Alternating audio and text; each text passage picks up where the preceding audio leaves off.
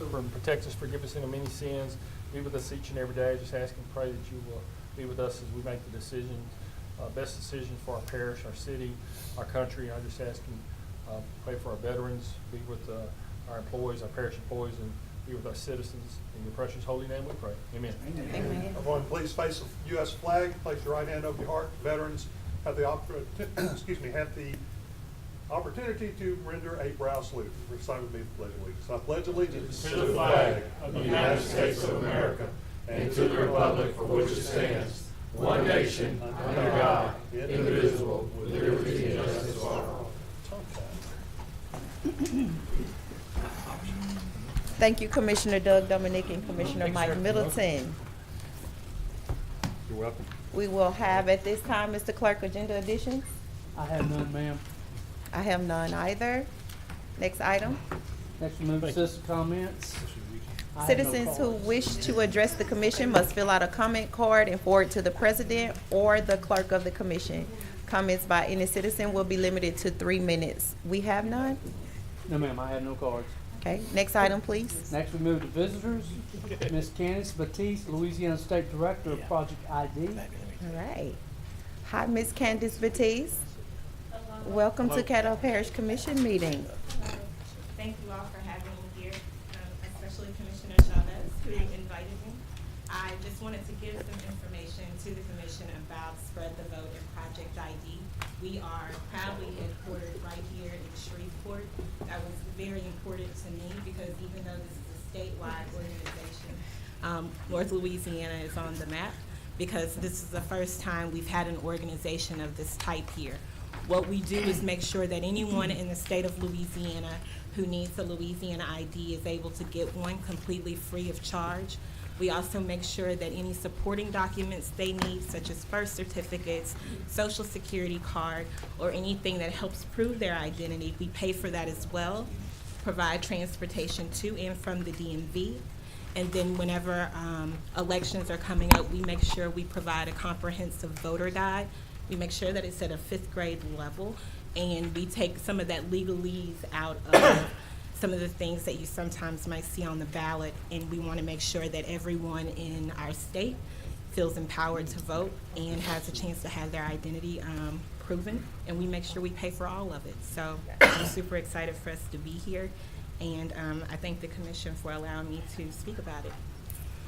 Awesome. Candice, I thank you so much for sharing that information. I think that is vital for our community to know that you are providing these kind of services. Yes. Did you say that you would provide a birth certificate if they need it? Yes. You would pay for their social security card if it was needed? Those are already free, but we make sure we provide the transportation to get it. Exactly. That's where I was Yep. going with that. And Right. that would be by providing the transportation. So you Absolutely. even pay for the gas money for them to get these things Yes. done. And we have volunteers who will drive them. Whenever we don't have a volunteer that can take them, we will use one of our rideshare programs that was implemented here using Lyft or Uber Okay. to take them to and from the DMV wherever they need to go to get the supporting documents they need. And we make sure that our volunteer advocates follow them all the way through the process. We don't leave them alone with any of it at all.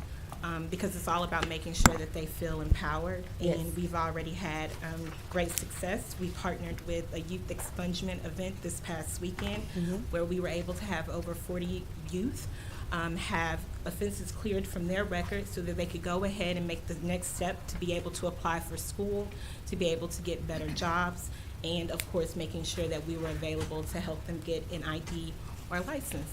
So, thank you.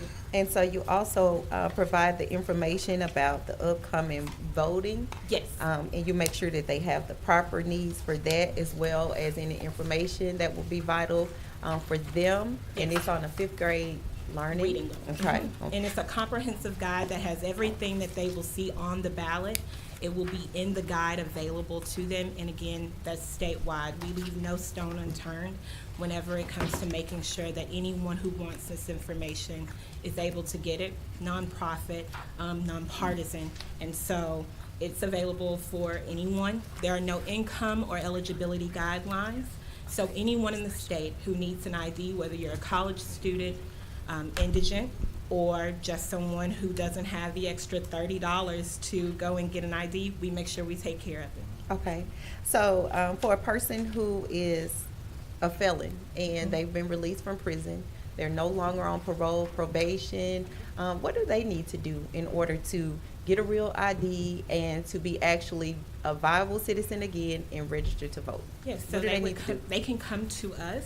They can go to spreadthevote.org, or I have some information cards. We're on all social media, Facebook, Instagram, Twitter, anywhere that you can think of. You can reach us by going to Spread the Vote in Project ID. And when they get in contact with us, we'll make sure that they have the documents they need from their PO to be able to go register to vote. It's actually a two-step process. They have to get that letter that says that they are cleared, and then they have to go to the registrar of voters in person. We'll provide transportation for that as well. Well, thank you so much for that service. I attended a meeting recently where I found out that only about 55 out of the 800 or so in Louisiana has taken advantage of this program. So I thank you so much for making sure that this program is in North Louisiana, in Caddo Parish. Thank you for your service and thank you for what you're doing. Yes, she has. The voter, she's given the websites as well as the social media. So thank you. Thank you all. I think we have a commission on the board, but Mr. Todd, I don't think our board is working over here. It's showing over here, so. We don't have Vice anything. President Chavez. Okay, nothing up front and nothing on my I board. think once we vote, it'll It's cycle. going to be an April Fool's Day. All Yes, right. It's going to be fun. Candace, thanks for coming down. Thank you for everything you do for the parish. When I first met you, I loved your big heart and how you wanted to help so many people. And when you were telling me about it, you were so excited about it. I'm I said, so we got to excited. get you down here to the parish and tell everybody about it. And the service that you're providing the citizens, I don't think a lot of people have any idea that there's such a service here that they can make a phone call or get online and get somebody to come pick them up from their house and get them down to the DMV to get an ID. I know what it's like. I didn't have an ID until I was 18 years old. I grew up in a family with a lot of children, and none of us got driver's license. We had to go get it on our own. So I know what it was like to go walk down to the DMV and get my driver's license. Dr. Wilson, I want to see if there's a way that we can promote her program via the Caddo Parish website. I know we just lost our amazing PR person, and we haven't fulfilled a new spot for that. But in the interim, if we could possibly get a video or a picture and let Candace's information get out on Caddo Parish so that the citizens that don't have IDs can get down there and get some. And thank you for doing this for free and for everything you do for us. Thank you, Dr. Wilson. Thank you. Thank you, President. Thank you, Vice President. I don't see any you other all. commissioners on board. Thank you, Ms. Baptiste. Next item, Mr. Clerk. Next, we have Miss Monica Wright, Executive Director, Caddo Council on Aging.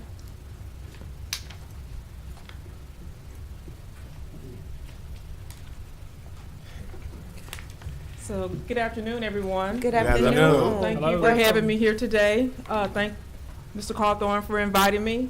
I'm here today to give an update on Caddo Council on Aging and the services that we're providing. Everybody has heard about Meals on Wheels, and that's our largest program that we have, and that's where seniors in Caddo Parish can receive 5 meals per week. And our services are provided at no cost to the seniors, but with the Meals on Wheels, we're serving over 1,100 meals right now to seniors in Caddo Parish.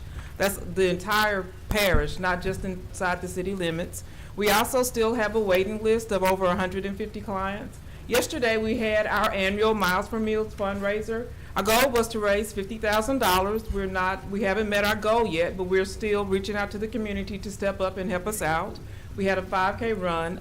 It was a big success, but we're still asking for donations. In addition to the 5K run and the Meals on Wheels program, we also provide other services for homebound seniors. We have personal care, and we have homemaker. And these services we provide to the seniors that are not receiving services through the Medicaid waiver. Most of them, their incomes are higher than the ones that are receiving the service through the Medicaid waiver. So we're kind of filling the gaps from seniors that can afford to pay for the services and those that are on the waiver program. We have a limited number of spots. We're serving about 80 seniors. They receive 4 hours per month of this service. And then also for our homebound seniors that are being taken care of by their loved ones, we have our caregiver program. And with the caregiver program, that's where anybody that's taking care of a senior 24 hours per day, they can receive up to 120 hours per year of relief service. most of the time when somebody's taking care of a loved one 24/7, they're very stressed out. This program is very important. It relieves that stress so that there's not abuse. It gives the caregiver a time to step away from the situation so they can do things for themselves, such as attend church. They can run errands, do their doctor's appointments. It's up to them whatever they do, and it's an on-demand system, so they're able to call and schedule those hours at any time, whatever's convenient for them. And then for our mobile seniors, we collaborate with the City of Shreveport. And at the community centers, the seniors can go there and enjoy activities such as exercise, dominoes, they do chair aerobics, and they can also participate on the equipment. We have speakers that go in and give information about different things that are important to seniors as they are aging in the community. And we also provide that same home delivered meal to the seniors that attend the SPAR sites. We try to encourage seniors, a lot of times seniors call into the office and they want the home delivered meals. And what we try to do is encourage the ones that are mobile and able to get out every day to attend those sites so that they can socialize with other seniors and get important information and become more active in the community. Also for the active seniors, during the fall and the spring, we have a Balance Does Matter class. That class is going on right now. It's a fall prevention class. We work with LSU Medical Center, Dr. Paula Click. She's a physical therapist. She provides the classes, and the seniors are able to come to the classes and learn different techniques and exercises that they can do to prevent falls and increase their strength and their balance. And then, in addition to those services, we have an ombudsman service. With the ombudsman service, that's where we have somebody that go into the nursing home, and that person visits the nursing home on a regular basis, see if the residents are having any type of concerns or problems with the nursing home staff, and then we go in and we mediate to help out with the seniors. Just because you move into a nursing home doesn't mean that you lose your rights.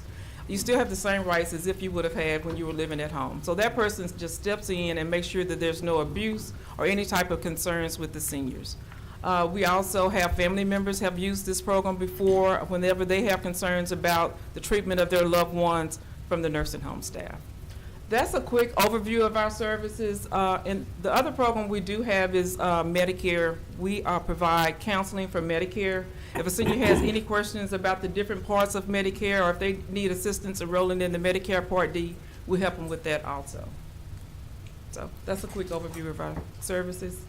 Does anyone have any questions? Yes, ma'am. Thank you so much, Ms. Wright, for giving us an update on the services that you provide. And we have quite a few commissioners on board, so I allow them to speak at this time.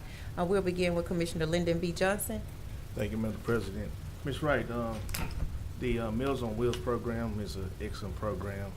Been involved in it for the whole time I've been down here. Mm-hmm. You said that you got 150 clients on the waiting list. On the waiting list. Mm-hmm. What is the charge per year for at least one It person? costs about $1,200 per year for a senior to receive that service. The thing is, every day we get phone calls from somebody wanting to be added to that list. So sometimes, you know, we get a leeway and we think we're dwindling down the list, but every day that phone rings and somebody wants to refer somebody else. So the list just builds and builds. You know, every day somebody's turning 60 years old that needs the service. Okay, so how many do you serve now? 1,100. 1,100? Mm-hmm. All right, thank you. Okay, you're welcome. Parliamentarian Bowman. Yes, ma'am. Thank you, Madam President. I just wanted to ask, I know, are there any opportunities for citizens or people to volunteer, for example, in the Meals on Wheels program or even the seniors in the center, you know, when they have their recreation activities? For volunteering, we do recruit people to come in and volunteer to deliver meals.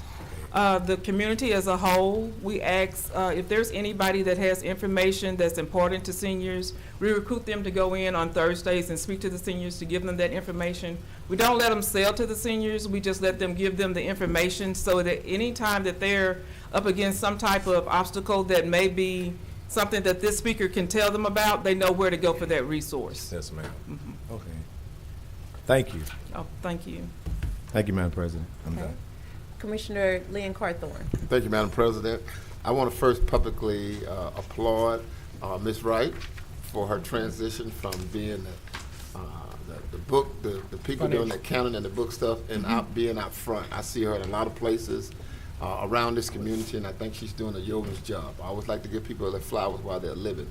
And then secondly, as it relates to the programs that you guys provide, I want to also compliment you publicly. I know there are some people who have come to you all as it relates to that Part D piece with aging into Medicare and that sort of thing, which can be an arduous process and a lot of information to digest and understand. But you guys are doing a good job in assisting people in that effort, and I want you guys to keep up the good work. Well, thank you. Thank You're you. welcome.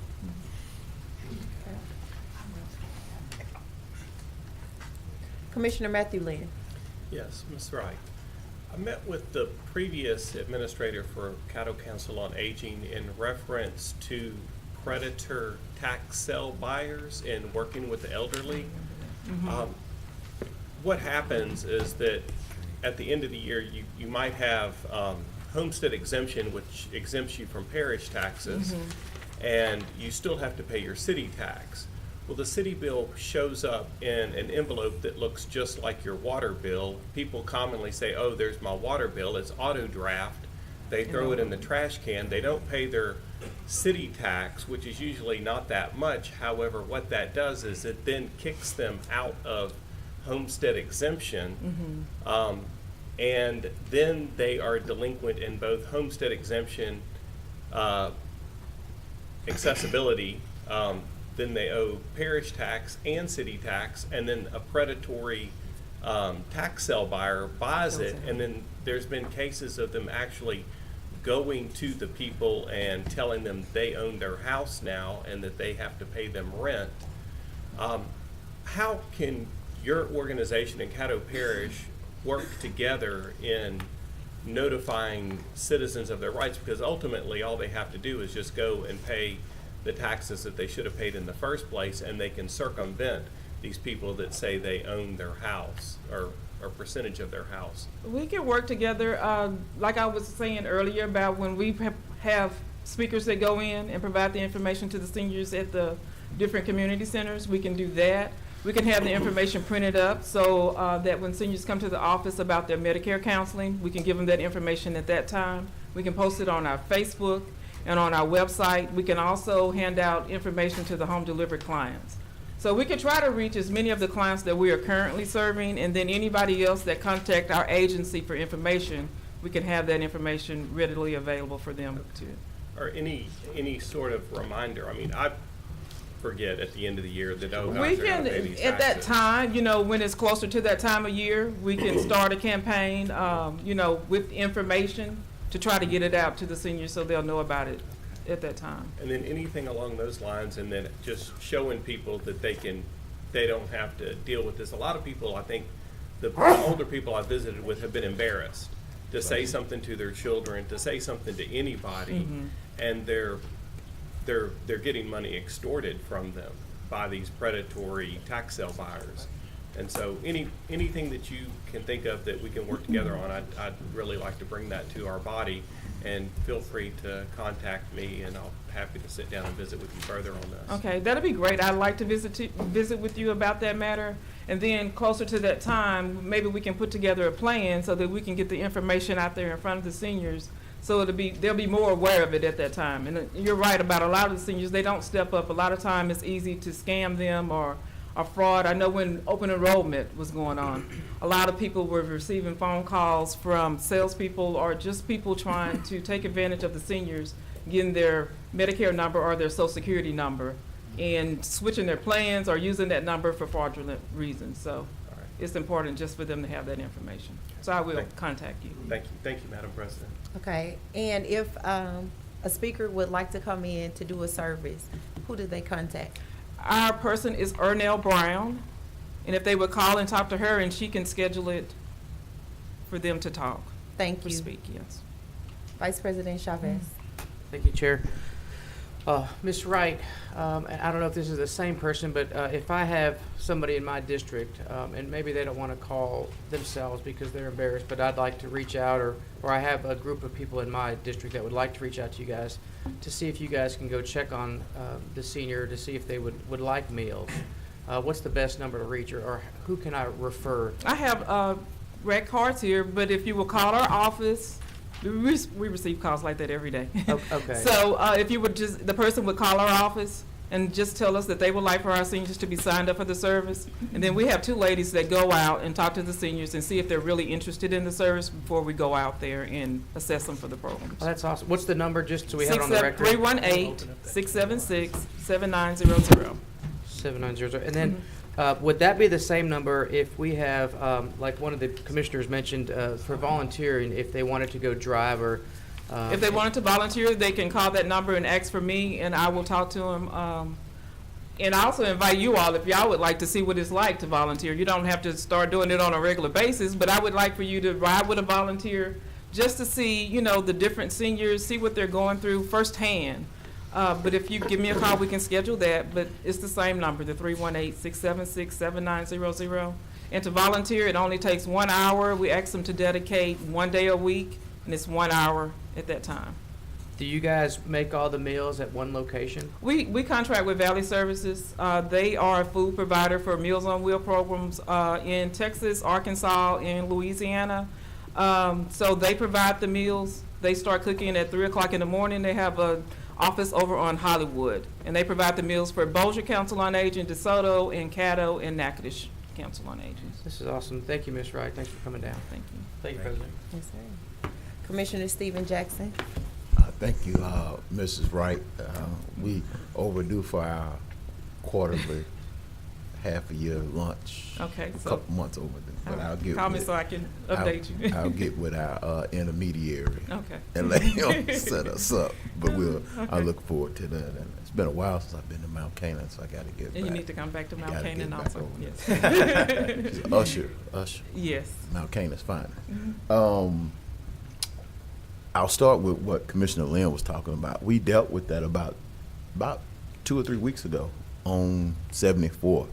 And one of the things that we are looking at, and I think is on our, and we may have to pull you into that conversation, is going to a streamlined, a single collection. Because right now the sheriff collects for everybody except the city of Shreveport.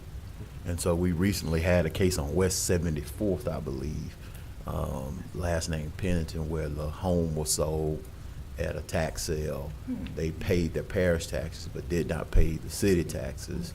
And next thing you know, somebody showed up to her home at 8 o'clock at night saying, They didn't own. you don't own this house Yeah, anymore. that's sad. Or this is no longer your house. Mhm. And it's unfortunate. And so I think that's got to go through some issues, because there are some other challenges there. But we are looking to have a conversation about how do we go to a single collection process. Okay, that'll be good. Because that is paramount. I don't know what the issues are prior to, but hopefully the new city administration will be on board with a streamlined single collection for those reasons that y'all just talked about. Okay. The other thing that I want to talk, or maybe we can get together offline, I know y'all provide many services, and I've mentioned it to you about how can you possibly make those services into billable encounters, where if you're going to give a senior a bath, or if you're going to take them somewhere or shuttle them somewhere, how are those services billable and reimbursable to Caddo Council on Aging? I have talked to different insurance companies now, because a lot of insurance companies for the seniors, the Medicare. Correct. Some of them now are required to provide meals Right. and caregiver services. I have visited with 2 of the companies, Humana and Okay. People's Health, to see if we can start providing those services at a fee, Correct. so we can be reimbursed. So Okay. I am trying to find different Okay. avenues of revenue. If I'm open. Okay. If anybody has suggestions about different avenues, Okay. that'd be great. If, we could sit down and Yeah. talk about it. So. Yes, because I think that will definitely help out a lot, and I'm open to helping facilitate. Humanity is the big player, I believe, They are. in town, and so whatever we need to do to help facilitate some of those conversations, Okay. let us know. And if y'all got other projects and programs, we'd be glad to come down and volunteer. I think, deliver the meal and stuff like that. Okay, So that'd be great. we That'd be appreciate great. the service. I appreciate seeing you out and about, and whatever we can do to help, we look forward to doing that. So All right. thank Thank you. Okay, Ms. Wright, I think that was all of the commissioners that were on the board. I just want to thank you again for your services to Caddo Parish. I am very grateful that you are the executive director, you know, the woman behind the scenes and making sure that the jobs are getting done out there.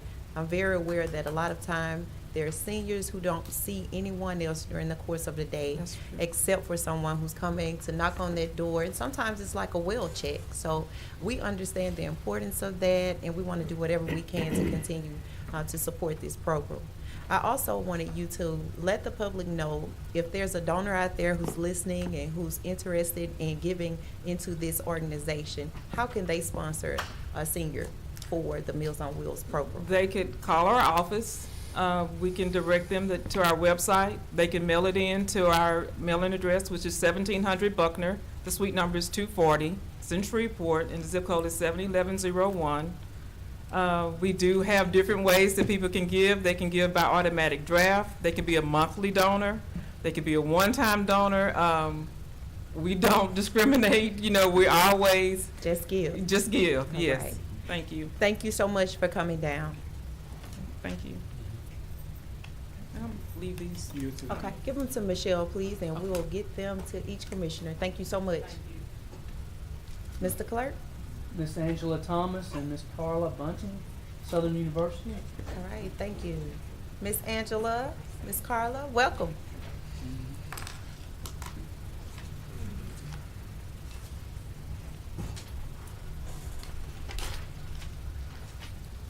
Look down, I'm a little vertically challenged. Hello. Good afternoon, Commission. Little project for you, welcome. Awesome, awesome. Thank you all again for the opportunity to be here today.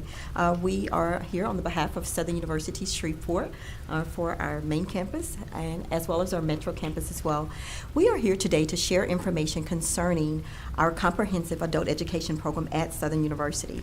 As most of you all do know, we do serve individuals that are between the ages of 16 and 24, that is considered our out-of-school youth. Those individuals are partake in a program called Youth Network Initiative. It is a collaborative effort between the City of Shreveport, which is the Community Development Center with Mrs. Bonnie Moore and Mr. Vital with their team over there. Our collaborative effort with Southern University, again, allows us the opportunity to serve out-of-school youth between the ages of 16 and 24. What are out-of-school youth? Those are individuals who have, for some reason or another, gotten off of the traditional high school track. But these individuals, what I want us to focus on today is that these individuals have taken the opportunity to take the initiative. That's the word I want to focus on today, is taking the initiative to return to obtain what we call their high set. We formerly know it as the GED. Within the components of the high set program, our Youth Network Initiative program, these individuals between 16 and 24 have an opportunity to also obtain what we call or participate in a paid work experience. I'll stop right there. Paid work experience. Emphasis Let on, that marinate. yes, I'll let that breathe for a minute. Emphasis on a paid work experience. Again, through the collaboration with, again, the Community Development Center, we have an opportunity to pay these individuals as though a collegiate work study would be paid, but it's a little bit sweeter. These individuals can work a maximum of 25, 35, 39.9 hours per week. Industry level standard pay wage, $7.50, $8.50, not to exceed 40 hours a week. So again, as the students between ages of 16 and 24 are matriculating through the high set program, Youth Network Initiative, I'm a firm believer that they say your net worth can be determined by who you network with. So I am interested in asking not just the commission, but individuals that you partner with, your faith-based communities, your fraternities, sorority organizations, just word of mouth. Anyone that knows an individual, again, that needs the vital component of a high school diploma, we provide services for those individuals. Not only do we provide the opportunity for them to obtain their high set, that paid work experience piece, statistically, it has shown that that is a barrier, or has been a barrier, that has prohibited individuals from wanting to return to get their high school diploma. Now that we can provide an opportunity for you to be paid on a weekly basis, this gives them a little bit of an incentive, well, quite a bit of an incentive. Money is always a good motivator. It's a very good incentive to encourage individuals to return and get their high school diploma. In collaboration with obtaining their high school diploma and the paid work experience, we provide coaching, career readiness, job training, field trips, mentoring, and the list goes on and on. So again, the Youth Network Initiative, let's again focus on these young people taking the initiative to return to get their high school diploma, but you can help us get them ready for the workforce. Yes. Yeah, thank you. Any questions for Southern University? Yes. Okay, I was going to ask Ms. Carla if you had anything that you wanted to add to the presentation. No, I just wanted to add to this. I've said to everybody, what I've been doing for Southern University is I'm with EOC. They also have a program called Education Opportunity. And what we do in EOC is we go out and the mic, please. We help those individuals with their admission fees and financial aid. And what I've been asked to come to Y&I to help go out to recruit to get those students. So I've been going out building workshops to let the city know what we have at Y&I. And I'm just not sure why we don't have lines wrapped around the corner for such a program. So we've been going out and we've been getting those students. And like she said, we've come out to commission to ask you guys, if you know anyone, please send them out to Y&I. And I'm telling the youth at 16 and 24 years of age to go with passion, because passion is purpose. I say, hey, do not go with the big dollars, because you have to be there from 9 to 10 hours a day. So let's go with passion. And once again, EOC, we pay that admissions fee for these students. They get to have all these perks. And then when you get to choose that college or that, technical, whatever it is you choose, we're still going to pay your admissions fee. And you still get that financial aid, that's $6,095 to go to college of your choice for free. We want you to come to Southern, but you can go anywhere you want still for $6,095 financial aid for free. So we still have that component that goes with Y&I. So that's the part that Carla is adding to Y&I. Go Carla. So they still get to go, after they finish at high set, they still can go with us for somewhere for free of charge. That's awesome. That's an awesome investment into our community. Thank you so much for that service. Right. And I know that someone is listening right now trying to find out, what do they do? How can they get this done? Who can they call? Right, and we partner with City of Shreveport, the SPAR Recreation, going out and we're partnering with them, and we're going to go out into the city and we're going to do workshops at your city of SPAR. And we're waiting now to hear from Ms. Kenneth Cornelius, and we're going to be going out there as well. So who do they call? So this is how you can contact us. Again, our offices are located at 610 Texas Street. Of course, that's our Metro campus. And I always feel like I'm challenged. It's okay. 610 Texas Street. And the number that you can reach us at, I have a few numbers for you, 318-670-9620. That number will reach me directly, Angela Thomas, 670-9620. Or you can reach us at 670-9696. And just call. It's a very easy process. 2 forms of identification to take what we call our TAPE test. It's simply an academic test to let us see where you are. A 6th grade level or higher, get you into our program. 2 forms of identification, a valid photo ID, as well as a social security card. Every Tuesday at 8:30, we administer the TAPE test. This gets you in the door and into our program.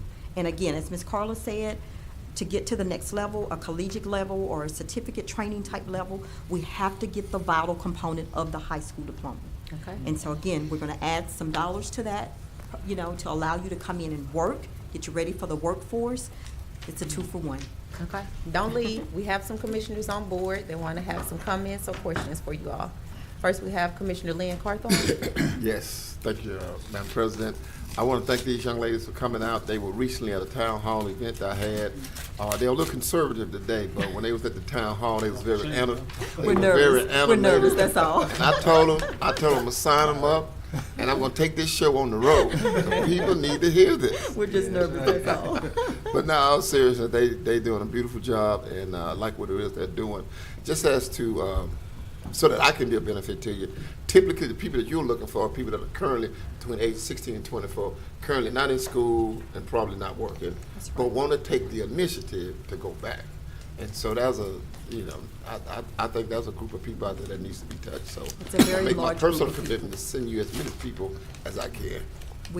We serve 35, our contractual agreement is 35, but I always like to go above and beyond what they're asking. Okay, all right. Well, you guys keep up the good work. Thanks.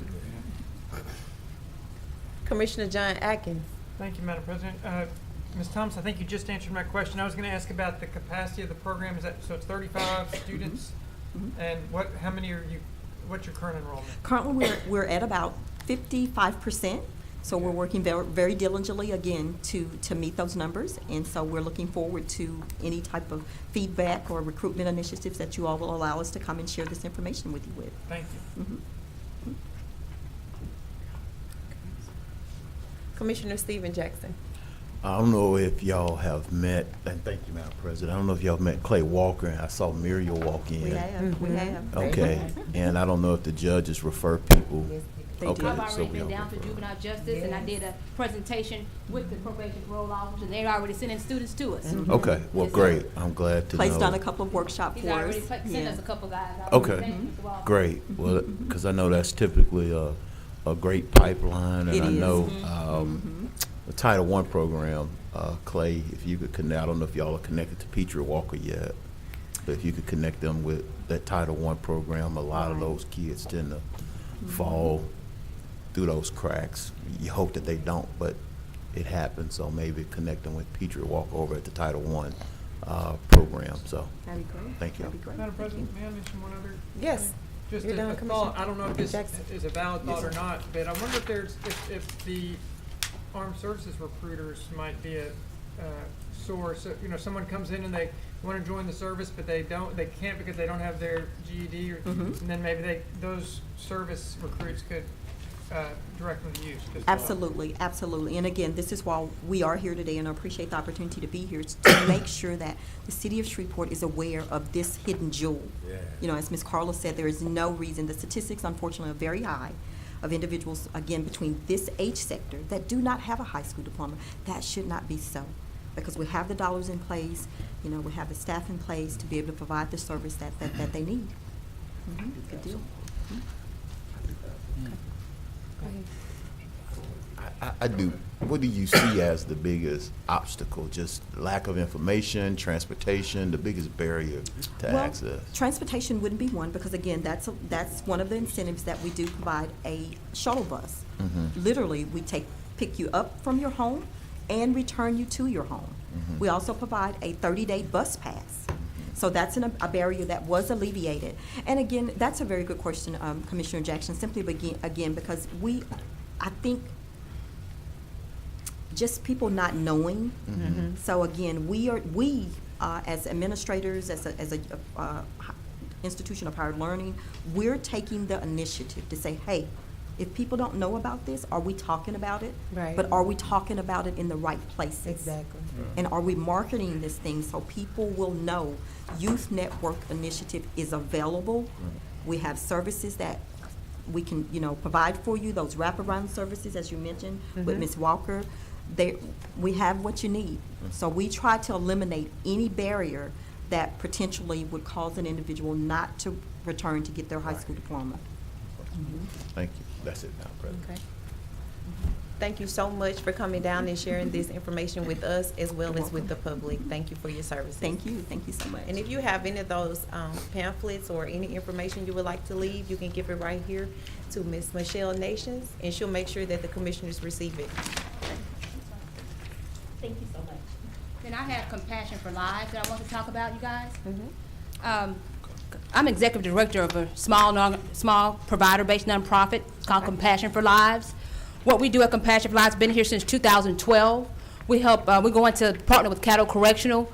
We go into Caddo Correctional and provide substance abuse training and job readiness, workforce development to those men. We service over 1,000 men a year. We go into Caddo Correctional 4 times a week. It's me and 4 other young ladies. They're licensed master social workers and LPCs 4 times a week. Wow. It's a passion of ours. We just love it. We're all from communities in the city here, Hollywood, Allendale, Lakeside. And we were all, educated. We just we identify with that community, We didn't get caught up in that community, but we identify. We think it takes you know, that identification. And you guys blessed us this year. Thank you, Caddo Commission. You guys blessed us with grant dollars, and we were almost at the end. You know, we really were. And so we're still in there. It was partnered with David Boone and Steve Prater. We love them to death. Right now, what we're doing, and we're here to ask you guys for help. We partnered with Ayers Institute. We're going to be doing a job fair in May for those ex-offenders, for those guys. And what Ayers has told us, we partner with them. They're going to help us do the job fair. But we thought we were going to do it for just ex-offender only. That's what we just thought. I just told the guys in there, they were, yeah, Miss Carla, we're going to be doing it for ex-offender only. But Ayers said, Carla, we can't do that. We saw it because that'd be discrimination for us as heirs. So I said, okay, that's fine, you guys. We'll take what you can give us. So we want to do another one. We're going to do it with heirs in May, but I want to do another one because I promised these guys ex-offenders only job fair. And I want to know if Caddo Commissioner can help us find some more employers, you know, so we can do ex-offender only job fair. If we can do one June, July. Because you guys, these men are, they love Compassion for Lives because we go in there, they see one thing, when we come out, they're like, they love seeing us come because we come in there and they just, you should see it. I would love for you guys to come to some of our classes. Yeah, I really would. And we just want to do an ex-offender job fair only. If you guys could help us.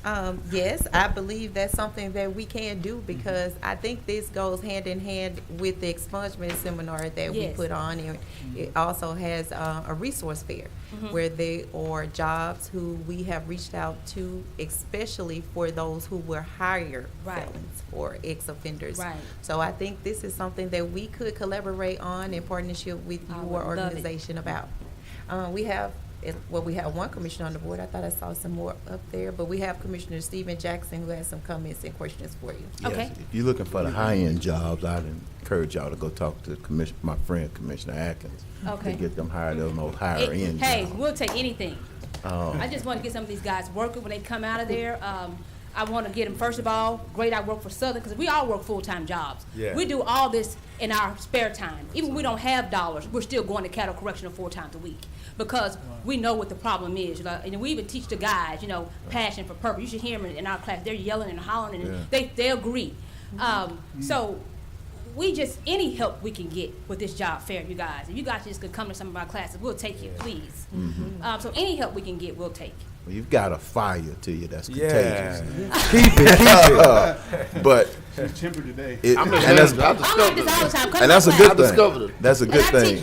I'm an adjunct professor in criminal justice too. All right, come on. Especially when you're doing the Lord's work. Yes, sir. Yes, sir. I can see that in you. When you're going into the jail, my big push, and I've been working with some state entities. We're trying to, and I don't know if y'all have the spare time, but we're trying to get individuals who are in the detention center, mostly pretrial detainees, enrolled in Medicaid. Would y'all have the capacity to do that? Because what we're seeing is we're spending a lot of money on medical costs. Okay.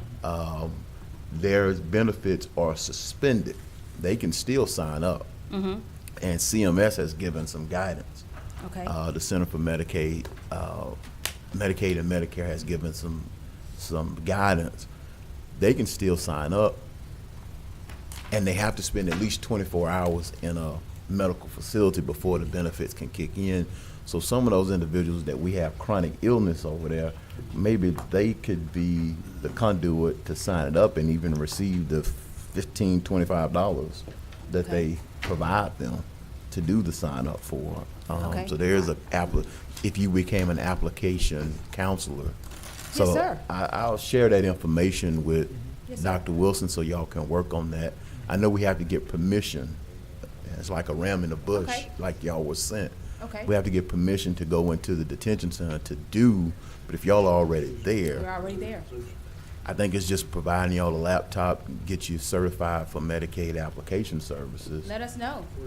Y'all sign them up, and instead of us picking up the bill for some of these chronic illnesses that we're getting, those individuals, those pretrial detainees can use that and be a cost savings to the parish. So that's just my thinking, and I don't know if y'all are interested in that, but I'll get with Dr. Wilson.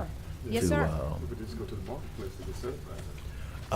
They would have to go to Ninth Street to get certified for Medicaid. You would have to go to Ninth Street. Okay. Yes. Uh-huh. Yes, sir. Let But us I know. will send some information to Dr. Wilson. I've just started looking into this over the last month or so. Okay. But we have a huge healthcare costs that we're picking up at the jail, and just some of those services where we're paying for their prescriptions and stuff like that. If we had y'all there, because they can still enroll, they just cannot use them unless they spend 24 hours in a medical facility. Okay. And so, if y'all interested in being that partnership, I'll definitely try Yes, to get sir. with Dr. Wilson to connect y'all. Please let me know. on that. Yes, sir. Okay, thank Yes, you. And sir. I appreciate whoever brought them down. Thank y'all. Thank This you. has been No, informative. thank you, guys. That's it for me. All right. And Ms. Carla, how can the citizens reach Compassions for Lives? I have brochures here that I'm leaving. Okay? And anyone listening right now? Yes. Anyone listening right now, who do they contact? You could contact me. Okay? 318-220-6289. Mr. Johnson has my telephone number. All right. Thank you so much for coming down. Thank you, guys. We appreciate your Y'all have energy a good throughout the day. community. Thank you. All right. Thank you. Very good job. All right, next item, Mr. Clerk. Next, we move to reports, administrative report. Good afternoon, Madam President, everybody. Good afternoon. Good afternoon. I had the opportunity to witness these ladies in action a couple of weeks ago. Over at the town hall meeting. Yes. They were very passionate, All right. very contagious. Commissioners, we had a request from Commissioner Jackson for some information relative to Bishop Brandon's facility. And I put it to you all in writing, should be at each one of y'all's stations. We had the opportunity to meet with Bishop Brandon, Commissioner Johnson, and Ted Cox, Clay Walker and I, we met with them and talked to them frankly about it. And most of the questions that came up in writing to you all, if you have any questions, please let me know. I'll be glad to answer them for you. And I don't have anything else today, and that concludes my report. Okay. Thank you. I don't see any commissioners have any questions for you, Dr. Wilson. Thank you for your report. You're welcome, ma'am. Mr. Clerk. Next, we move to commission remarks, communications, reports, and other items related to the work session. I see no one on the board. I have one item see- that will need to One be- second, sir. I see Parliamentarian Bowman on the board. And Commissioner Clerk, is that relative to what I'm probably about to say? No, sir. Okay, good. All right, there'll be an NGO meeting this Thursday at 1 p.m. NGO meeting this Thursday at 1 p.m. Thank you. Stop laughing at me, Stephen. Commissioner Carthon, you want to do your update now, lady? I'll do it later. Okay. Commissioner Lyndon B. Johnson. Thank you, Madam President. Mr. Clark, got a question for you.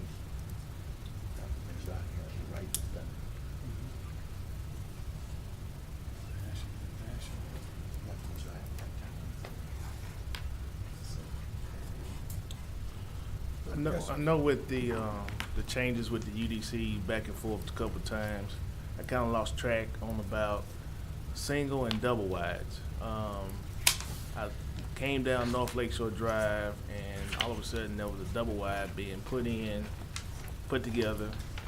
I thought there was some type of voting that we had to do or something like that, or is that not true? Well, Commissioner, you probably recall that under Section 54, Code of Ordinances, that manufactured housing became special exception uses, and in order to have them, either the property had to be rezoned or a special exception use approval had to be granted by the Zoning Board of Appeals. Presently, and like you and I had conversations, we have to find exactly where we are with the Unified Development Code in the parish, because we have some amendments that will address certain things that may not be being addressed. But mobile homes, manufactured homes are only allowed in manufactured home subdivision, manufactured home parks, and property that's zoned RA, residential agriculture. So possibly coming down North Lakeshore, that property may be on an acre of land and may be zoned residential agriculture. Well, it used to have a house, wood frame brick house. That house, I think was torn down or caught on fire. So it's been removed. Okay. And now, there's a manufactured double wide there.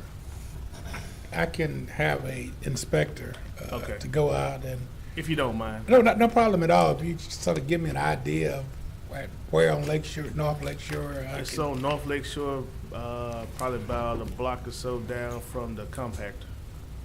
Maybe 2 blocks. We'll No, take block. care of It's a it. block down from the compactor. We'll take care of it, sir. Okay, thank you.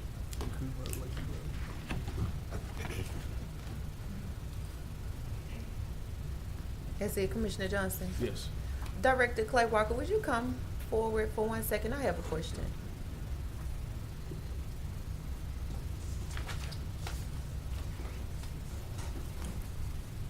Hello. Thank you so much. I thank you for being proactive always. You always are the shining star whenever someone comes down with new things that is new to a lot of us. You know she already came to me. great. I mean, you can tell from her energy, she came to the court and said, but that's a great program, and if we can transition kids from the trouble we're having into education, that's the best thing we can do. So we love her. Thank you. Mhm. I have one question. I noticed something that Ms. Batiste said during the Spread the Vote about a youth expungement summit that was held this weekend. Why would a youth have to have an expungement in Caddo Parish? So there are times when, you do have a juvenile record, and there are times when, for example, going into the military, they can ask about that. You can be restricted from getting into certain programs because of a juvenile record. And so if it can be expunged, that can help you get into programs like the military. Okay, so in all actuality, their records are not sealed. So there are different, generally speaking, records are confidential. They can be sealed by the court, which is to some extent an additional layer, but there are certain programs, like I say, like the military, that can look into that. Or if they are applying for med school or nursing school. So those things are still available. So we have some things to straight out in legislation. That's what I wanted to know. Thank you so much. Yes, ma'am. All right. Like LPI or something. We need to fix that. Okay, thank you, Mr. Clark. Okay, just want to point out notice of intent. This notice will be read into the record on Thursday. Just let you know what it is. Next, we move to President's Report. Okay. I'll wait until Thursday. We have no old business. We move to new business. Zoning case P419 in regards to ordinance number 5865 of 2019. Amend the zoning of property located on the southwest corner of Lakeshore Drive and Interstate 220, Caddo Parish, Louisiana, from RA Rural Agricultural District to R1 Single Family Residential District. This replaces ordinance number 5862 that will need to be pulled on Thursday. Okay. So moved by the chair. Second. Okay. It's been moved by the chair and it was seconded by Commissioner Stephen Jackson. Who was that? Commissioner Gerald Bowman. Commissioner Doug Are these Dominic. for introduction, or I've got one? Yes. Well, these are to move to They move Thursday. them to Thursday, but they'll be introduced Thursday, correct? That's correct. Okay, all right, just wanted. And we corrected it. The reason why it has to be replaced is because there was one word that was incorrect. It said Interstate 20, Caddo Parish, Louisiana, at the southwest corner of Lakeshore Drive, which would have made it Commissioner Gerald Bowman's district. So it needed to say 220. Okay. That's it. System is down. Okay. Just a second, we just had. I'm stuck. April Okay. Fools. Got to shut down. Okay. April Fools. So do we need to vote by hand? Yes. If we want to keep moving. Okay. Let's vote by hand. By hand? Yes. We're voting to move it or pull it? That's Move moving it. Thursday. Okay. Thursday. Yeah. We'll have to system pull is the other. That's ordinance. unanimous. Okay. The And that system- passes. Next item is the clerk. Madam President. Yes, sir. The system is, it's rebooting, right? It had the city council up here. Yeah, it's reloading. Next, we move to authorize ordinance number 5866, amending the budget investment revenues and expenditures for the Riverboat Fund in the amount of $15,000 to provide an appropriation for the Norwalk Council Boy Scouts of America. So moved to Thursday. Second. Okay, that was moved by Commissioner Mario Chavez, and it was second by Commissioner Mike Middleton. Oh, great. I'll speak on it really quick. Okay. This is actually, I know I was against this last year under funding under the NGOs, but after we met with the Boy Scouts, one of the main reasons that I was previously against it was that I did not see the need in helping fund a national organization. But as it turns out, we met with the local council, and they help in Cherokee Park, and it's for a very low-income area where they have distressed situation where the kids, they didn't have a lot of mentorship, and they actually have to fund some camp counselors to go into those areas to actually mentor the boys. And after meeting with the local group, we kind of saw the need that we would rather help them out here because our job is juvenile justice. If we help them ahead of time, then Clay doesn't have to get them later, and I think this is a far better spending of our money, only $15,000. So I hope you get, and to be honest with you guys, I was shocked because Commissioner Middleton came in and wanted to give even more, almost double, and so I about fell out my chair. I'm just trying to figure out if this is April Fool's joke. No, guys, you know, this is one of the times when I would like to see all of us come together because this is actually a necessity here in the parish, and it's doing a lot of good work for some good families. Thank you for Commissioner Middleton for giving me the second and being on board. And guys, I'd ask for your yes votes. We can move this to Thursday and get it pushed forward. Thank you, Vice President Chavez. I think the system is back up and working. Commissioner Middleton. Yeah, just a little clarification, not just for Cherokee Park, but it's a Cherokee, what is it, tribe? Queensboro, the tribe. Yeah, it's just for underserved communities. Yes. And so it takes Throughout in the all, country. and it's all in Shreveport. Troops. Cherokee troops? No, the troops. The troops. Yeah, The Boy Scout troops. Boy Right. Scout troops in the city of Shreveport. Packs I and think troops. it's a great thing. So yes, I support this, every bit of this. Thank you so much. I see no other discussion. Please vote. No shame.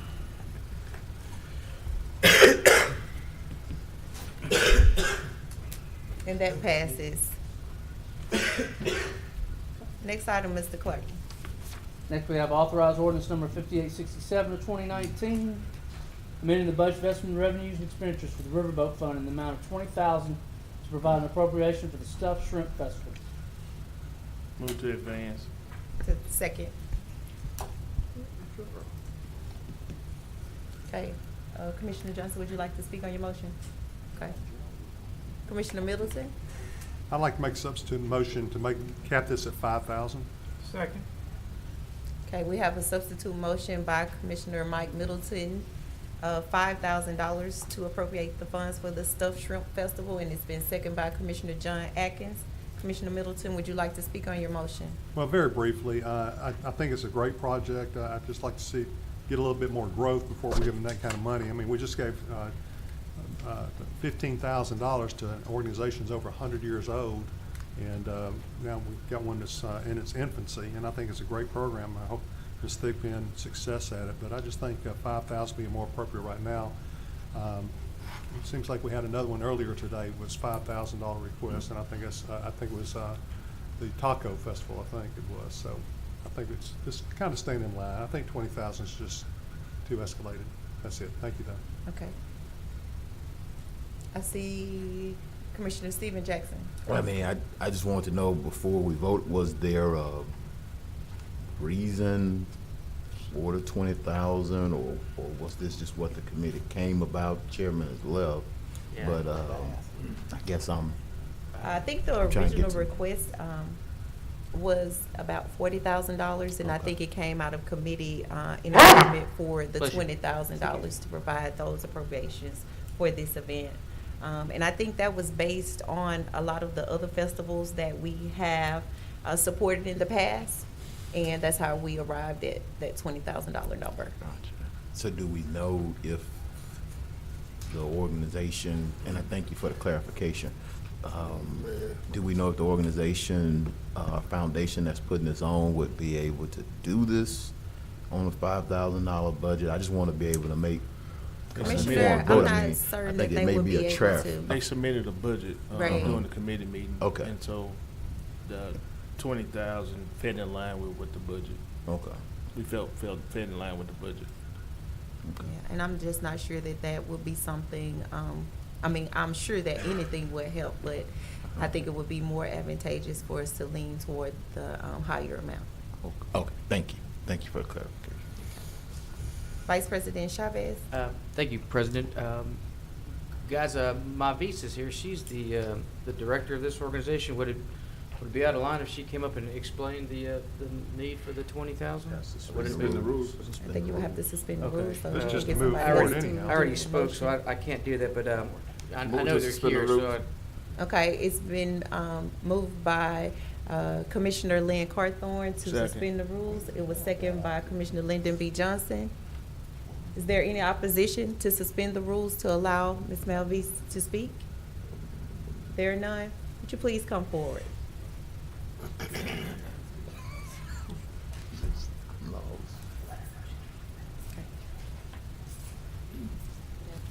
Hello, everyone. Hello, you have about 3 minutes. Thank you so much. We need to get some clarity on the budget and how this appropriations will help this festival. I think you've already heard the substitute motion and the original motions that have been made. So you have about 3 minutes. If you want to share that time, you may share that time for him to address any issues as well. And Sure, you can begin. Thank you guys for allowing us to come up and speak about it. This is our first, and it is going to be a great one. This Stuff Shrimp Festival is something that's uniquely Shreveport. It was created and started here in Shreveport. And we do have a 501(c) foundation. We're trying to send kids from Huntington High School and Woodline High School to culinary school. We already have it, an agreement with BIPSI. We're going to try to pay 2 kids from each school their tuition for the culinary program. So our budget really is almost at 50,000 or more. And it is our first one, but we absolutely need help trying to get this together. And just to piggyback off that, you guys, good afternoon. My name is Damian Chapman. I'm with Orlando's Cafe. It was stated that, you guys have helped some other festivals with funding, and our family has been around for 98 years, you guys. We're the oldest African-American restaurant in the United States. It started with Freeman and Harris Cafe, passed down the line to Pete Harris Cafe, Brothers Seafood, and now Orlando's Cafe. Out of that, Eddie's Restaurant was as well founded. They've been in business 40 years. So Stuffed Shrimp is a part of Shreveport. It's not just another festival just to go to, but it's to bring awareness to what's uniquely Shreveport. Like she said, we want to give back to the community as well. I'm a graduate of Huntington High School, as well as the vice president of the Alumni Association. So we try to put things on to where we can send unprivileged children to college, whether it be culinary or anything that they have the desire to be a part of. Stuffed shrimp is, if it wasn't for stuffed shrimp, I wouldn't be here. But it's just something that we want to do to feel as if to bring something more awareness to Shreveport. Mm-hmm. We support all the other festivals as well. It's like Crawfest and all the other festivals. And we've got the support of those people. We actually have a lot of different sponsors that will be helping us. And of course, being the first one, of course, we're setting high. But any help would help us out. Like I said, we do have sponsors from other companies as well. So. And Mr. Damian, Mr. Chapman, would you say that the stuffed shrimp are almost a part of our identity in Shreveport? It is, that most something definitely. you can get anywhere else the way that they're fried here? No, the Shreveport style stuffed shrimp is uniquely ours. You can go to Texas, you can go to Arkansas, and they say You can the even go to Shreveport New style. Orleans, and they'll tell you these are not Shreveports. Right, Okay. right. So, it's definitely something that we call for our own. Okay, thank you so much. If you all would just remain right there, Commissioner Jackson and Commissioner Atkins are on the board right now. Commissioner Jackson. Yeah, I was trying to pull up all of the festivals in New Orleans. I think in New Orleans they have a fried chicken festival, there's a Strawberry daiquiri festival. festival, Rice there's a festival. strawberry. Yeah. There's any number of kind of festivals. And Bluetooth festival. yeah, Right, I think somebody has a boudin festival Yeah, They have a somewhere, right? salad port. Festival. I guess, Pork salad. you know, it seems as if Shreveport is trying to establish our tourism brand as well, and I commend you all for coming into that.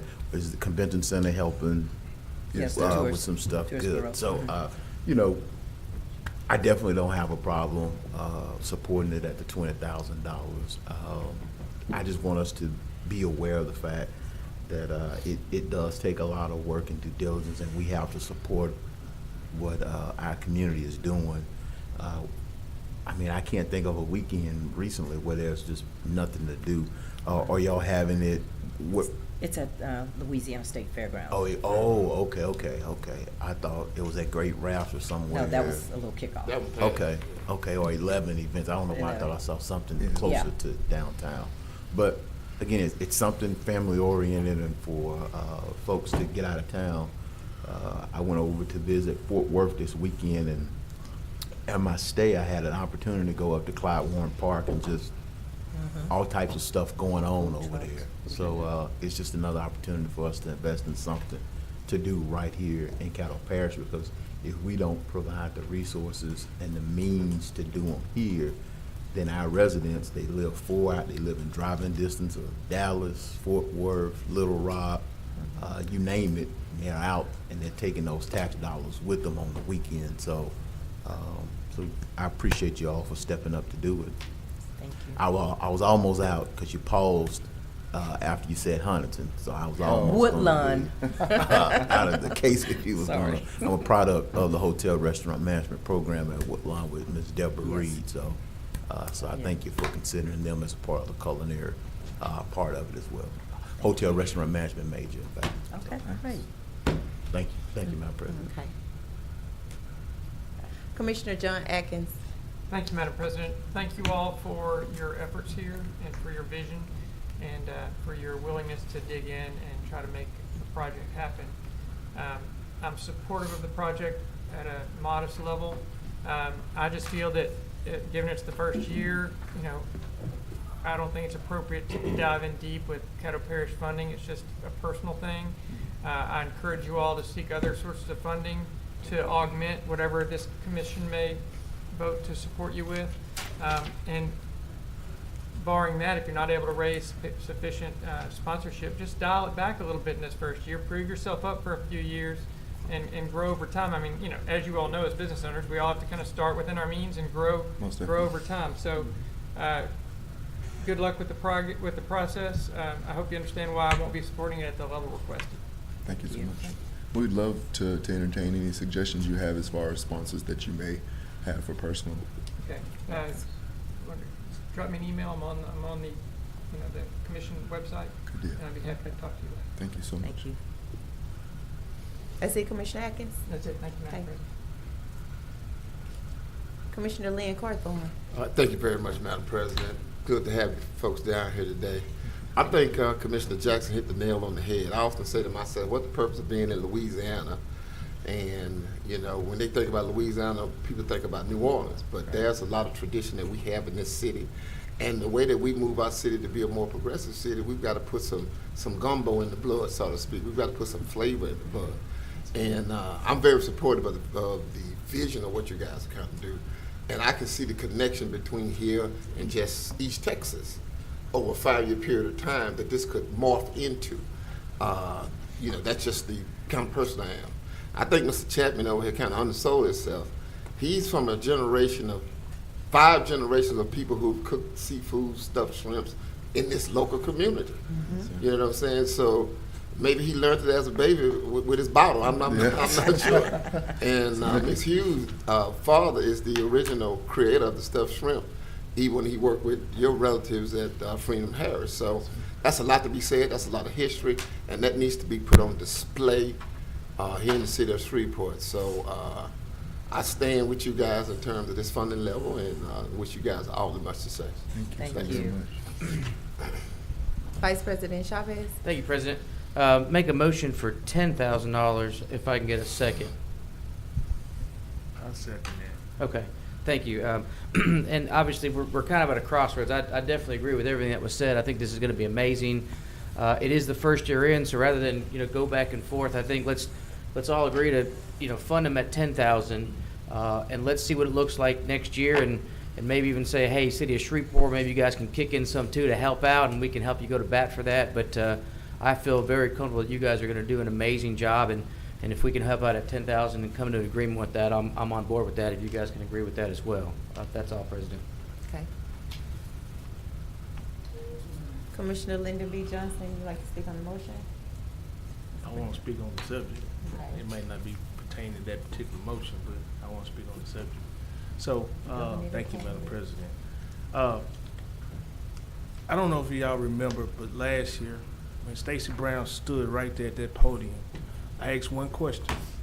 I said, what is Shreveport known for? And she gave me a whole list of different stuff. But I wanted to know one thing that Shreveport was known for, so that when somebody's in California, somebody's in New York, they can say, well, Shreveport is known for one thing. This is our opportunity right now. But, we want to shortcut it. They need some help. They've come down here needing help to get this going. We funded all kind of stuff this past year that came up at the last minute. Some of it that brought us some national attention. This can do the same thing. With the right help and the right motivation and the right leadership, this could be some of the same thing. We did Showtime Boxing. Everybody was on board with it. We did the Miss America, Miss Teen. Everybody was on board with it. But now it's something that's got two individuals, homegrown, trying to do something to bring us national attention, to make it one thing that Shreveport is known for. And we want to sit here and say, well, that's too much. Let's try this and that. Why not support it and then get behind it? We sit here and we going back and forth about dollar amount. We had the committee meeting. That's why we sent stuff to committees, as I've heard around this horseshoe. So the committee came up with this amount, and it passed out of committee. So now we get to the floor and just in the work session and want to cut it down before it even gets to the regular session. I'm not quite understanding some of the things that we do. We got to be more consistent, I believe, because right now we're not consistent at all. Give them opportunity. It's in the fairgrounds. That's one way that you can kind of cut some costs. And get behind it. Show up, participate, and if you know how they can get some live stream information, show them how they can do that. But get behind the festival and see if this is what can make Shreveport known for worldwide. Stuffed shrimp. And the stuffed shrimp the way that it's prepared here in Shreveport. Instead of coming up ways on how to cut the funding, and when you cut the funding and they've already made a budget, they presented a budget at the committee meeting. Everybody looked at it and said, well, 20,000 will be a number that could work for the festival.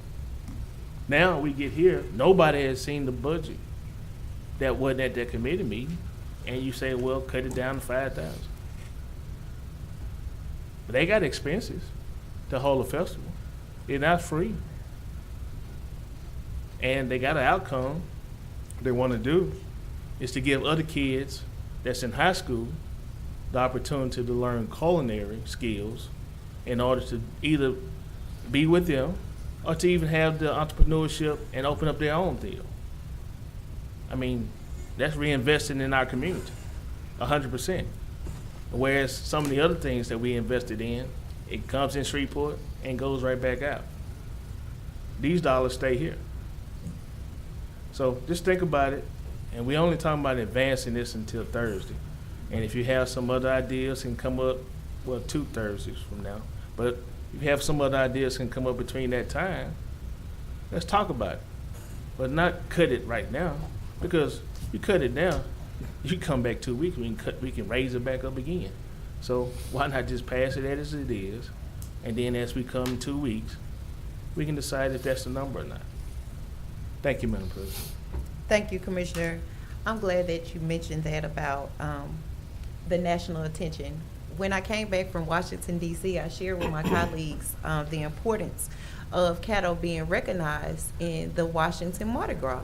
They have all of these festivals that are featured all over Louisiana.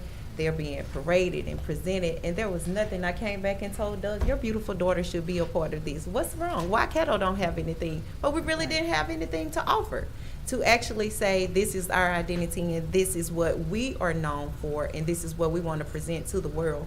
So it is a great way for us to get that national attention.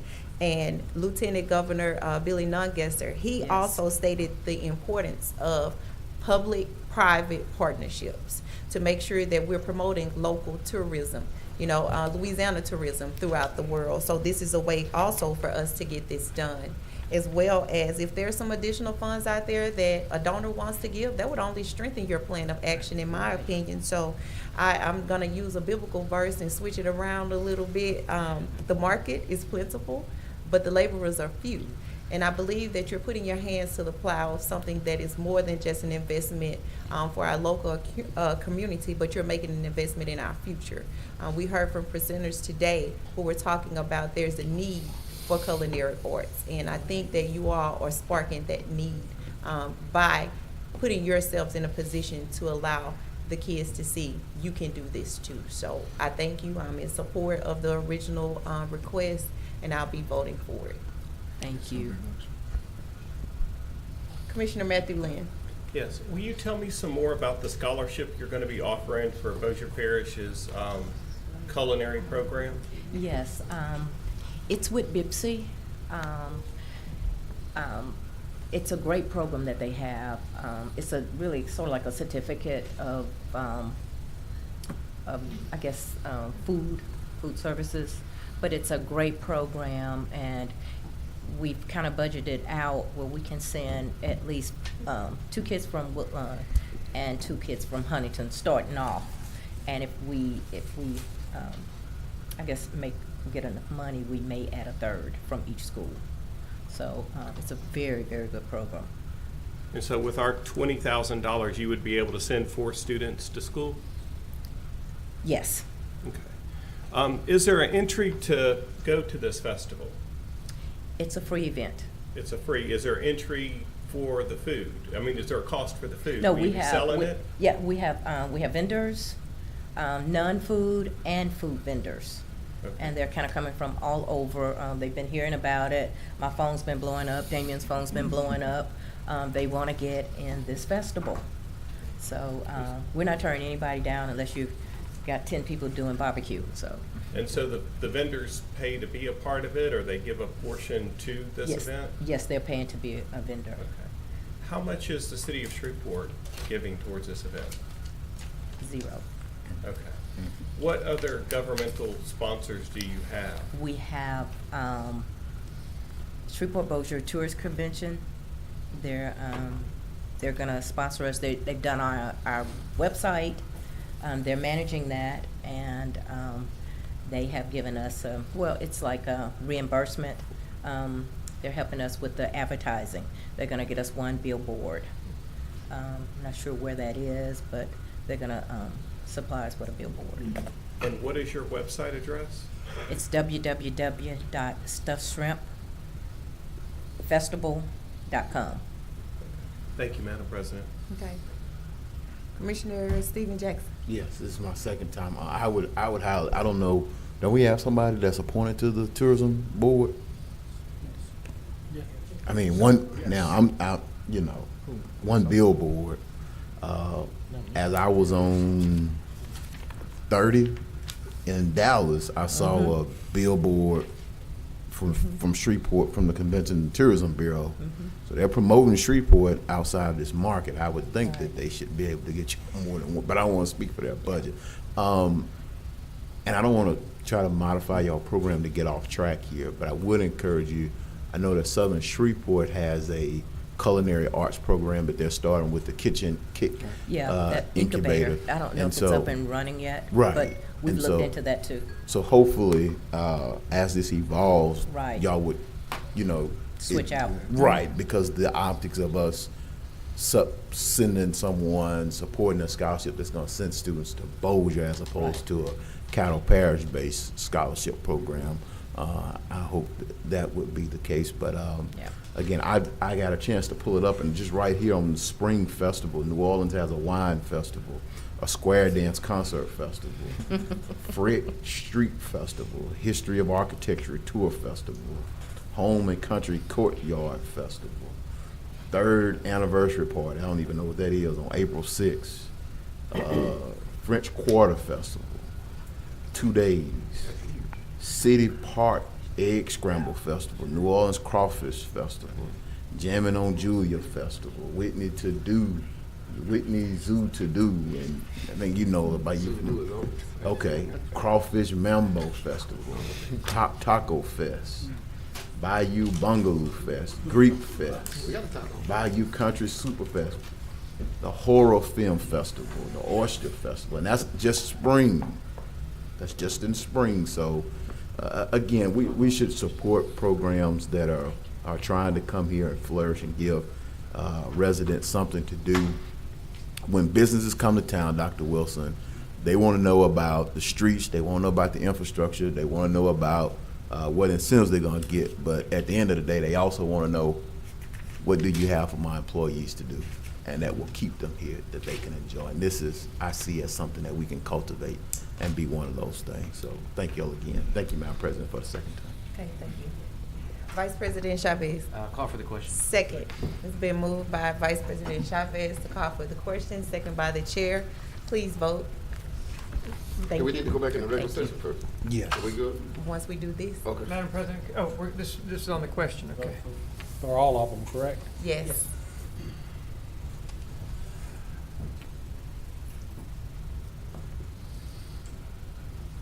Okay, that passes 10 with 1 out of the chamber. Need entertain a motion to move back into regular. So session. Motion to move back in the regular Okay. session. It's been moved unanimously. And second. Okay. There are no oppositions? Okay. All right. Let me clear the queue if I can. We stuck? Okay, here we go. Now, we are voting. Mr. Clerk, would you state Okay. what we're voting on, the substitute motion at this time? Substitute motion is by Mr. Chavez, second by Mr. Dominic, to provide $10,000 as an appropriation for the stuffed shrimp festival. And to move to Thursday. It was LB. Oh, was it? I did what? You second that motion, I Yeah, didn't that second. should, yeah. Yeah, I seconded it. Oh, okay. Wait, what? 10,000. It's 10,000, and then. It's a Little Miss 10,000, 5,000, 5,000, back to and then a 20. 20,000. Oh, That's right. okay. I had these. Okay, please vote.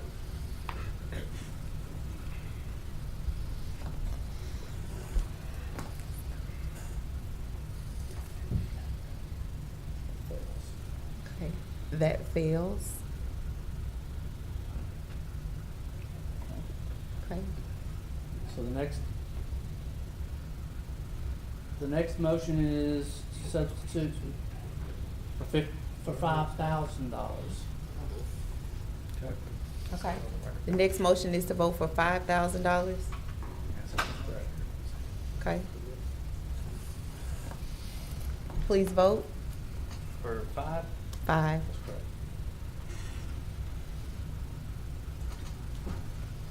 Okay, that fails. Go back to the original motion. Are you abstaining, Commissioner Matthew Lynn? I am abstaining, yes. You have to state the Okay, reason will why. you state your reason, please? The reason I'm abstaining is that I don't know if it's legal for the parish to give money to a nonprofit for that nonprofit to take their profit and buy sponsorships or scholarships for a school, any school. And so we could just, if that's the goal, if we could just give scholarships to BIPSI's culinary program, if that's the goal. And so I don't think it's legal, so I'm abstaining.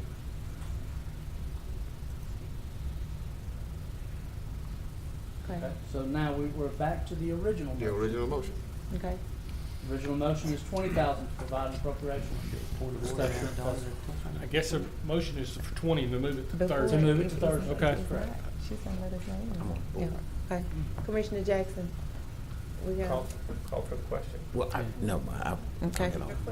Question, man? Please vote. This is just to move it anyway, so. if it's, This is to move it for a 2-week layover.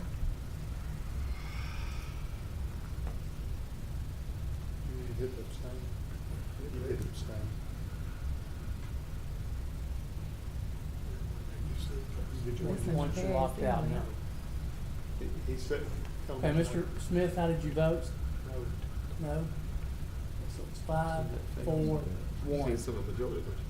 No, not for data probation.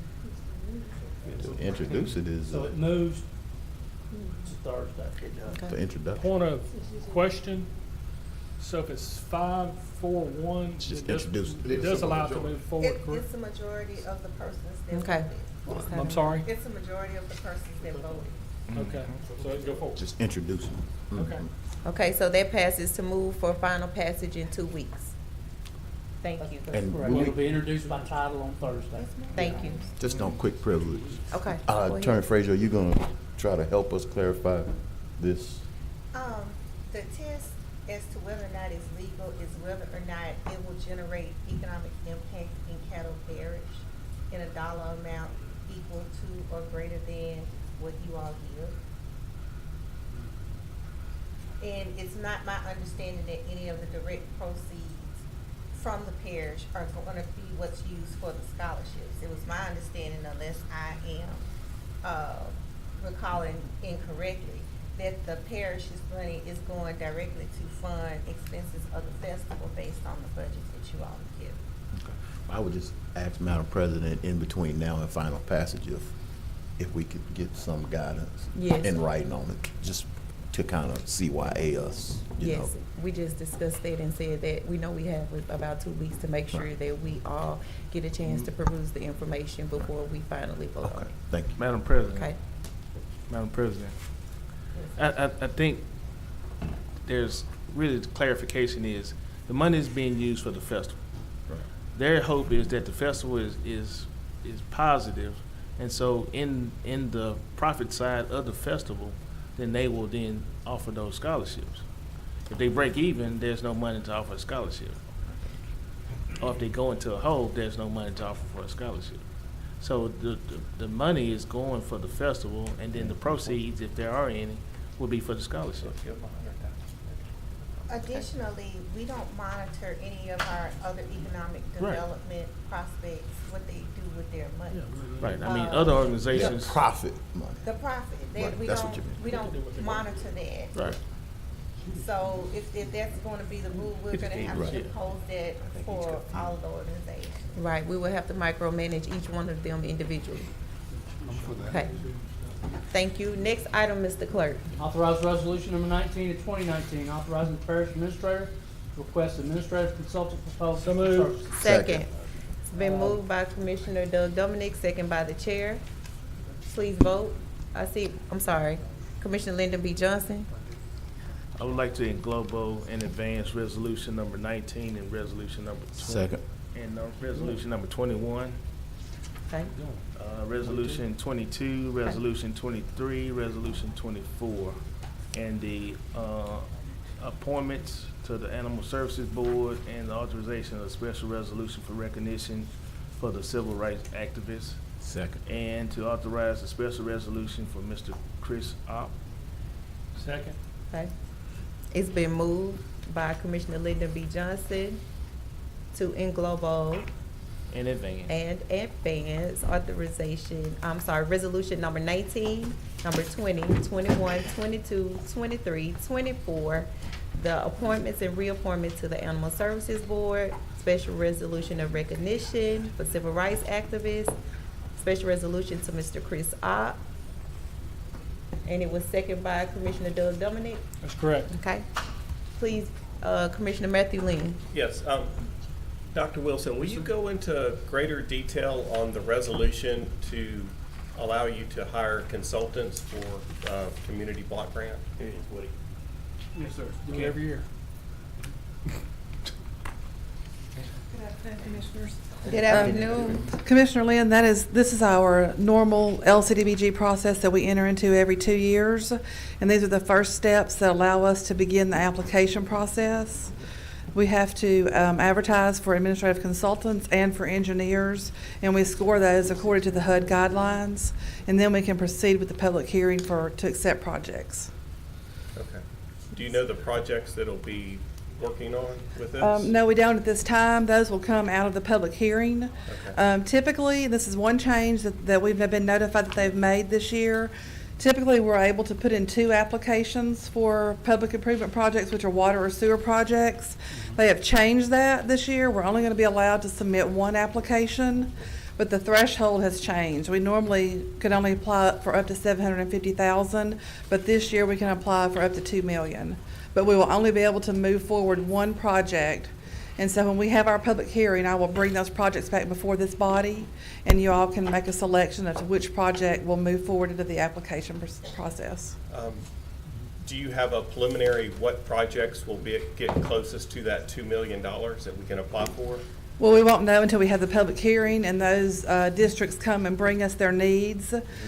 Typically what we do each year when we get ready to have that public hearing, I write each one of the districts in the parish a courtesy letter informing them that we're about to have that hearing and what day and time that it is, so no one misses that. We advertise in the paper, but obviously that's easily missed in the classified section of the paper. So we notify every district in the parish so everyone has an equal opportunity. Okay, will we be able to address our flooding issues with the Red River in this? It's going to be water or sewer projects, public improvements for water or sewer projects. So if the parish had a project that fell within the scope of water and sewer, we obviously could put in for our own project if we elected to do that, if you all elected to do that over some of our smaller sewer districts or water districts. Okay, when you say water or sewer, are you talking potable water? Because the Red River is obviously water. It's gonna be potable water or sewer Okay, projects. That was my question. Yes. Thank you, Madam President. Excuse me, thank you, Dr. Wilson. Any other Thank you. questions? Thanks. Thank you, Nita. Thank you, Ms. Anita. Please vote.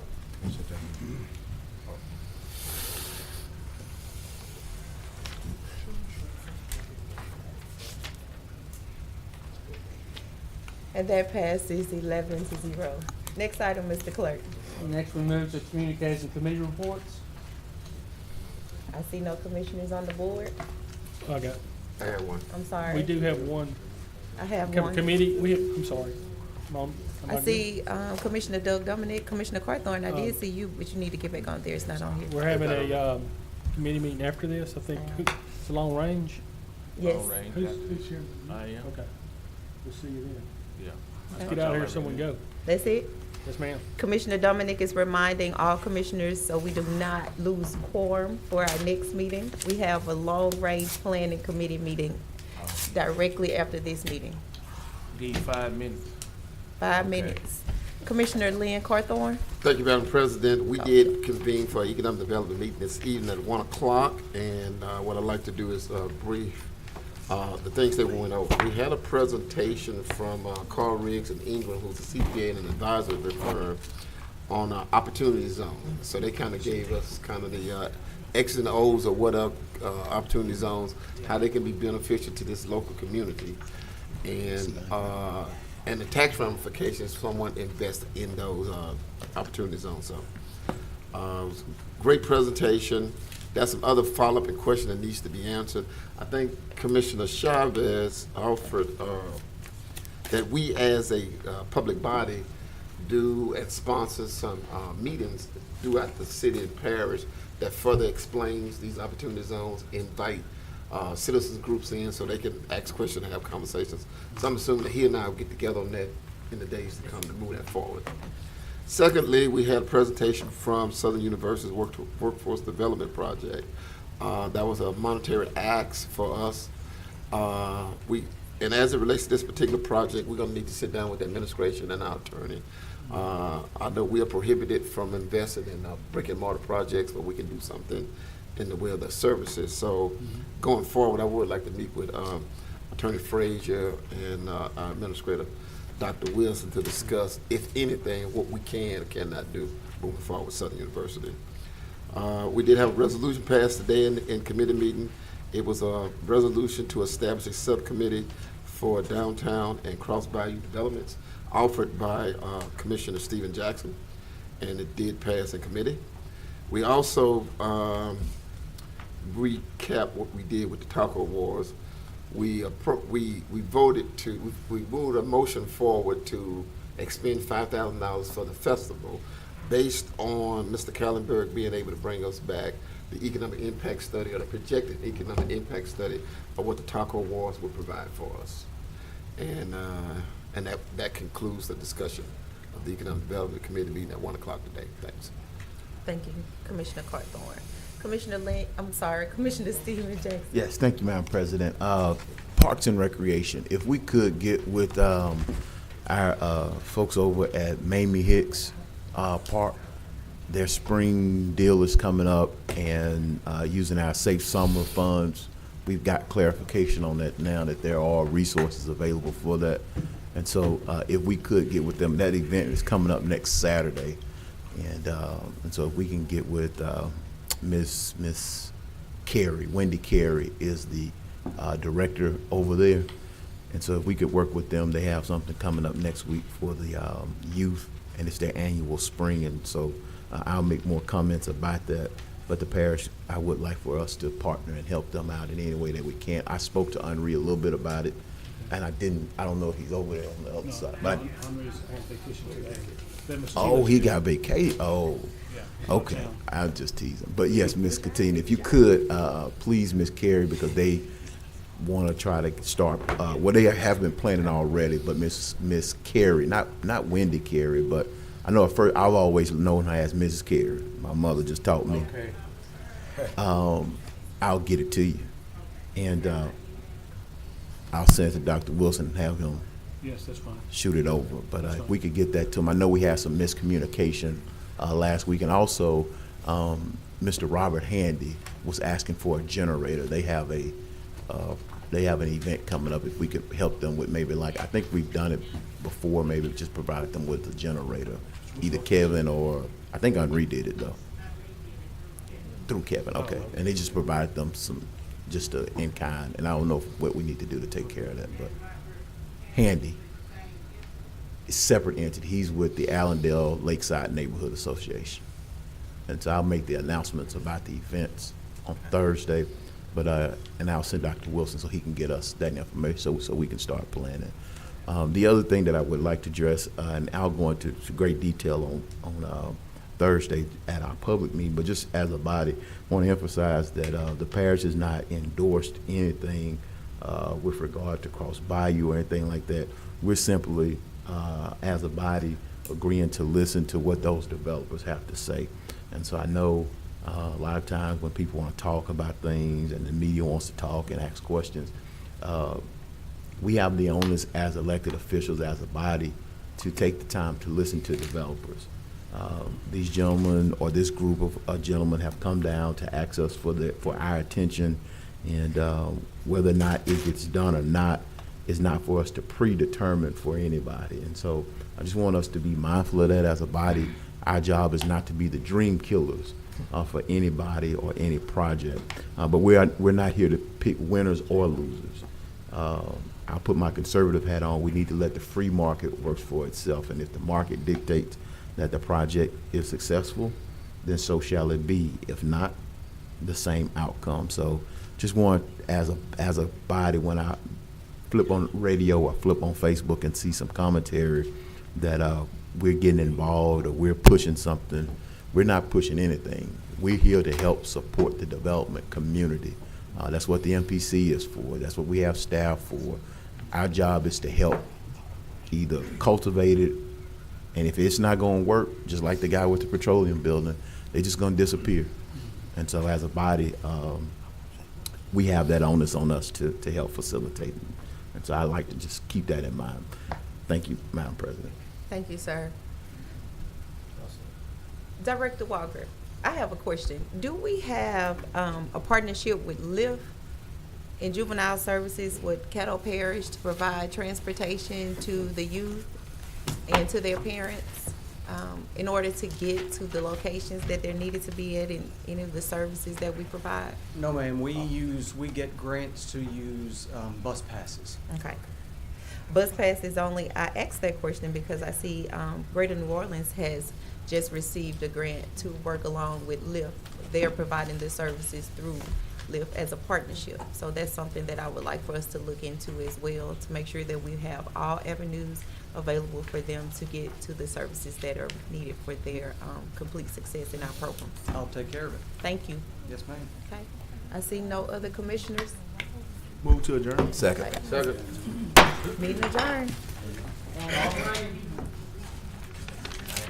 We need it.